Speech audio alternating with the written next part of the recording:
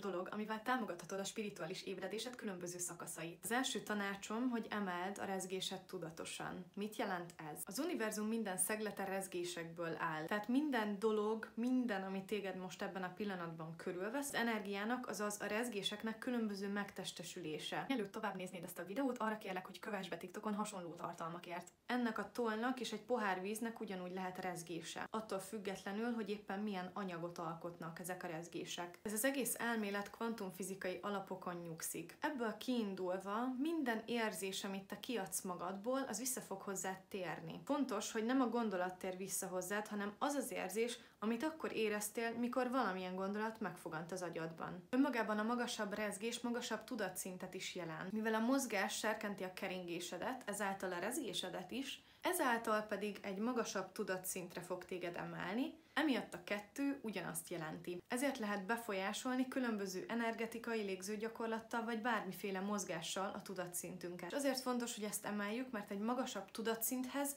egy magasabb rezgésből tudsz csak hozzáférni. Egy alacsonyabb rezgés az teljesen bezárja a perspektívádat. Ehhez még úgy érzem fontos hozzáfűznöm, hogy a testi méregtelenítés is nagyon-nagyon fontos ezen az úton. Nézz utána azoknak a termékeknek, hogy miket használsz fogmosáshoz, arcápoláshoz, milyen ruhákat hordasz. És nézz utána annak is, hogy milyen ételeket fogyasztasz. Második javaslatom, hogy hozd minél jobban egyensúlyba az idegrendszered és tréningeld. Ezt különböző koncentrációs, meditációs és légző gyakorlatokkal teheted meg. Röviden kifejtem, hogy miért olyan fontos ez. Azért, mert az idegrendszered a vezeték, az áram, amit belevezetsz, pedig az energiád. Ha a vezeték nem bírja el a magas feszültséget, akkor mit csinál? Kisül. Csak akkor tudsz biztonságosan tudatszintet lépni, hogyha az idegrendszeret fel van rá megfelelően készülve. Amíg különböző alapgyakorlatok nem a mindennapjaid részei, például soha nem meditáltál még, vagy nem foglalkoztál még semmilyen tudatos gyakorlattal, ne játszod az energiaébresztéssel, kundalini gyakorlatokat pedig szigorúan mester mellett ajánlott végezni,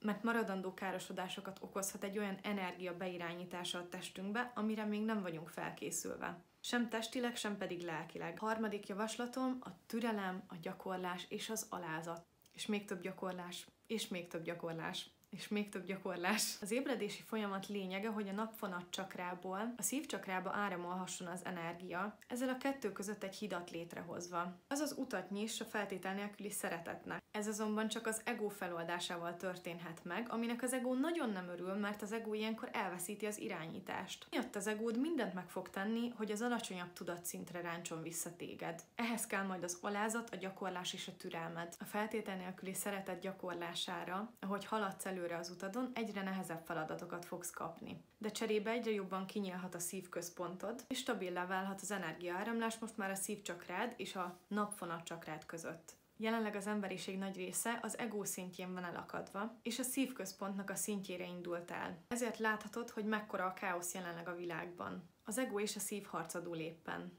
Hogyha úgy érzed, hogy elakadtál, és nem tudod, hogy merre van a kiút, tanástalan vagy még azzal kapcsolatosan is, hogy éppen hol jársz a fejlődésedben, akkor jelentkezz hozzám egy első beszélgetésre a profilomon található linken keresztül, és megnézzük, hogy tudok-e neked segíteni. Köszönöm, hogy velem tartottál, hogyha tetszett a videó, akkor dobj egy lájkot, és írd meg kommentben, hogy neked milyen kérdéseid vannak ezzel kapcsolatban, hol jársz ezen az úton, miket tapasztalsz, és küld el egy olyan embernek, akinek úgy érzed, hogy segíthetsz velem.